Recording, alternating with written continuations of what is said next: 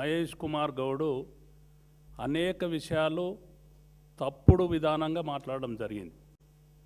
నేను ఒక్కటి అడుగుతా ఉన్నా, ఏదైతే కేటీఆర్ గారు నిన్న ప్రస్తావించిన అంశాల్లో ఆ రోజు ఏదైతే తెలంగాణ రాష్ట్రం ఏర్పాటు కొరకు చాలామంది అమరులైన అమరవీరులు కానీ, ఉద్యమం చేసిన ఉద్యమకారులు కానీ, తెలంగాణ వచ్చినంత వరకు పెళ్ళిళ్ళు చేసుకోమని శపథాలు చేసిన మేధావులు కానీ, వారందరి ప్రోద్బలంతో ఏదైతే కేసీఆర్ గారు టీఆర్ఎస్ అనే పేరు మీద ఒక సంస్థను స్థాపించి, ఒక పొలిటికల్ పార్టీని స్థాపించి, ఉద్యమ పార్టీ పేరు మీద తెలంగాణను మీ మెడలోంచి తెస్తే ఈరోజు మహేష్ కుమార్ గౌడ్ కళ్ళు నెత్తికెక్కినట్లు మాట్లాడుతూ ఉన్నాడు. నేను ఒక్కటి అడుగుతూ ఉన్నా, ఏదైతే పార్టీ పరంగా స్పష్టం చేయడం జరిగిందో, ఆయన బీఆర్ఎస్ను టీఆర్ఎస్ చేసినా, మీరు ఎవరితో పొత్తు పెట్టుకున్నా మీ పార్టీకి గెలిచే మాట లేదని చెప్తా ఉన్నాడు. ఒక్కసారి గెలిచేటకల్లా కళ్ళు నెత్తికెక్కినట్లు మాట్లాడుతూ ఉన్నారు. అది కూడా అనేకమైన అబద్ధాలు చెప్పి, అనేకమైన అమలు కానీ హామీలు ఇచ్చి, ఆచరణలో సాధ్యం కానీ హామీలు ఇచ్చి పవర్లకు రావడం జరిగింది. నేను ప్రశ్నిస్తూ ఉన్న సూటిగా ఈరోజు 3 సంవత్సరాల దగ్గరకు వచ్చింది, ఏ ఒక్క హామీని నెరవేర్చినరా అని చెప్పి పిసిసి ప్రెసిడెంట్ నేను ప్రశ్నిస్తూ ఉన్నా. దాన్ని అక్కడ ఇడిచిపెట్టేసేసి ఎదురు దాడులు చేస్తున్న పరిస్థితి పిసిసి ప్రెసిడెంట్ చేస్తూ ఉన్నాడు. ఏదో ఒక్కసారి గెలిచినంత మాత్రాన అనేకమైన ఎన్నికల లోపల గెలిచి తెలంగాణ కొరకు పదవులను త్యాగం చేసి ఎప్పటికప్పుడు ఎన్నికల్లో మళ్ళా ప్రజలు గెలిపించింది టీఆర్ఎస్ పార్టీ కేసీఆర్ గారి నాయకత్వంలో. అయితే మొన్న తప్పుడు విధానాలతోని, తప్పుడు హామీలతోని గెలిచినంత మాత్రాన ఏదైతే 100 సంవత్సరాలు దాటిన చరిత్ర అని చెప్పుకునే కాంగ్రెస్ పార్టీ, వేల కొద్ది లక్షల కొరకు పాపాలు చేసిన కాంగ్రెస్ పార్టీ, ఈ రాష్ట్రాన్ని దేశాన్ని దోసుకొని అనేకమైన స్కామ్లలో ఇరికిన కాంగ్రెస్ పార్టీ ఐసీయూలో చేరిన పరిస్థితి ఉంటే, మళ్ళా లేసదా లేవదా అనే పరిస్థితి ఉంటే, అదేవిధంగా రాహుల్ గాంధీ గారి నాయకత్వం లోపల ఎన్నో జనరల్ ఎన్నికలతో సహా, భారతదేశానికి జరిగిన ఎన్నికలతో సహా అనేక రాష్ట్రాలు, అనేక సంస్థలు, స్థానిక సంస్థల ఎన్నికల లోపల పరాజయం పాలవుతున్నారు. మరి దానికేం చెప్తావు మహేష్ కుమార్ గౌడ్ గారు? ఎందుకంటే ఒక్కసారి ఓడిపోయినంత మాత్రాన ఈ రోజు నుండి స్టార్ట్ అయింది, జీవన్ రెడ్డి గారితో స్టార్ట్ అయింది కాంగ్రెస్ పార్టీ పతనం.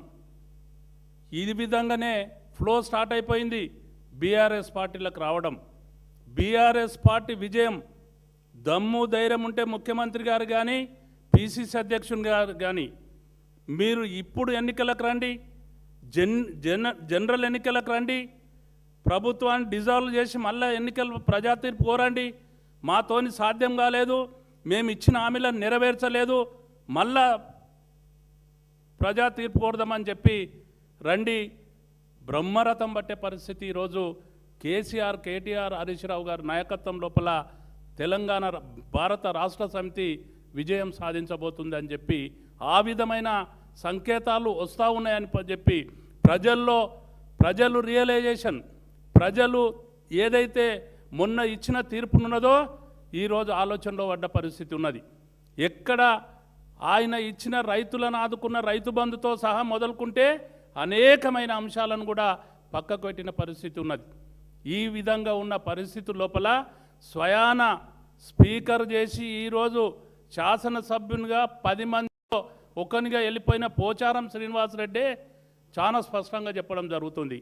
ఏదైతే ఆ రోజు ఒక్క ఫోన్ చేసి గీ ఫండు పంపమని అంటే లెటర్ వచ్చిన పరిస్థితి ఉన్నది, చెక్ వచ్చిన పరిస్థితి ఉన్నది. ఈరోజు ఎక్కడ దున్నపోతు లెక్క నిద్రపోతూ ఉన్నారు. ఈ ప్రభుత్వం ప్రజల విశ్వాసం కోల్పోయింది అని చెప్పి ఆయన్నే స్పష్టం చేయడం జరిగింది. మా పార్టీ నుంచి వచ్చిన మాజీ స్పీకరే, ప్రస్తుత శాసనసభ్యుడు చెప్పడం జరిగింది. ఆ విధంగా సోయికొచ్చుతున్న పరిస్థితి లేదు.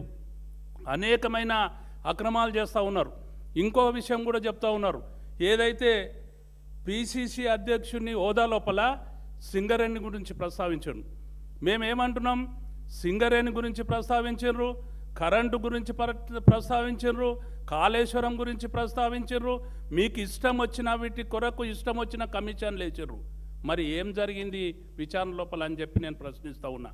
ఏం చేస్తున్నారు అని చెప్పి ప్రశ్నిస్తూ ఉన్నా.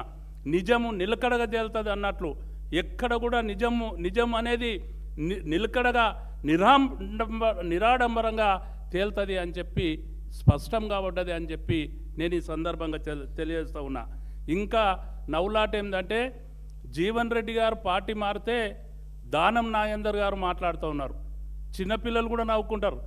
దానం నాగేందర్ గారు ఆ రోజు మంత్రి ఉండి ఉద్యమకారుల మీద లాఠీ పట్టుకొని ఎంబడివాడి హైదరాబాద్లో ఉద్యమకారులను తరిమి కొట్టిన దానం నాగేందరు మళ్ళా మా పంచనకు వచ్చి మా దగ్గర శాసనసభ్యుడయ్యి ఆ తర్వాత మళ్ళా కాంగ్రెస్ పార్టీలకు పోయి కాంగ్రెస్ పార్టీని నమ్ముకొని ఇన్ని రోజులు పనిచేసి మోసపోయిన జీవన్ రెడ్డి ఏదైతే ఈరోజు కేసీఆర్ గారి నాయకత్వాన పనిచేయడానికి వస్తుంటే దానం నాగేందర్ గారు మాట్లాడుతూ ఉన్నారు. ఈ విధంగా చూస్తే ఏదైతే దొంగనే దొంగ అన్నట్లు మాట్లాడుతున్న పరిస్థితి ఉందో, దానం నాగేందర్ గారికి ఏం హక్కు ఉందండి? ఆ రోజు తెలుగుదేశంలోకి పోయిండు, అక్కడ గెలిచి మళ్ళా కాంగ్రెస్ రూలింగ్లకు రాగానే మళ్ళీ కాంగ్రెస్లోకి వచ్చిండు, మళ్ళా తర్వాత మా పార్టీలోకి వచ్చిండు, మా నాయకుని ఎంబడి ఉన్నాడు, మా నాయకుడిని పెట్టిన భిక్షతో మళ్ళా శాసనసభ్యుడు అయ్యిండు, మళ్ళీ అవతల పార్టీలకు పోయిండు. నేను డిమాండ్ చేస్తూ ఉన్నా, ఒక సీనియర్ నాయకునిగా, ఒక ఉద్యమకారునిగా, ఈ యొక్క టీఆర్ఎస్ పార్టీ నాయకునిగా నేను డిమాండ్ చేస్తూ ఉన్నా, దమ్ముంటే ఎందుకు దొంగచాట్లు చేస్తూ ఉన్నారు? మీరు కాంగ్రెస్ పార్టీలో జాయిన్ కాలేరా? దానం నాగేందర్ గారు ఏదైతే కాంగ్రెస్ పార్టీలో జాయిన్ కాలేడా? మరి ఈరోజు కాంగ్రెస్ పార్టీలో జాయిన్ అయినాక స్పీకర్ వ్యవస్థకే మచ్చ తెచ్చే తీరుగా, ప్రజాస్వామ్యానికి మచ్చ తెచ్చే తీరుగా 10 మంది శాసనసభ్యులు దొంగాట ఆడుతున్నారు. మీకు ధైర్యం ఉంటే రండి, రాజీనామా చేయండి, మళ్ళీ గెలవండి ఆ పార్టీలోకి వెళ్ళి. ప్రజల విశ్వాసం కోల్పోయిన మీరు ప్రస్తావిస్తున్నారు అని చెప్పి ఈ సందర్భంగా నేను తెలియజేస్తూ ఉన్నా. ఏదైతే జీవన్ రెడ్డి గారితో స్టార్ట్ అయిందో ప్రజా విజయం అనేది, ప్రజలు బ్రహ్మరథం పట్టే రోజు, కేటీఆర్ గారు ఎక్కడికి వెళితే కూడా తండోపతండాలుగా జనాలు వస్తున్న పరిస్థితి ఉన్నది, నీరాజనం పడుతున్న పరిస్థితి ఉన్నది. హరీష్ రావు గారు ఎంత నిర్బంధించినా కూడా జనం తిరుగుబాటు చేస్తున్న పరిస్థితి ఉన్నది. ఏదైతే కాంగ్రెస్ పార్టీ విధానాలకు వ్యతిరేకంగా ప్రజలు తిరుగుబాటు చేసి మళ్ళా కేసీఆర్ గారి నాయకత్వాన్ని ఈ రాష్ట్రానికి తీసుకురాబోతుండ్రని చెప్పి దానికి నిదర్శనం స్టార్ట్ అయింది అని చెప్పి ఈ సందర్భంగా నేను తెలియజేస్తూ ఉన్నా. జై తెలంగాణ.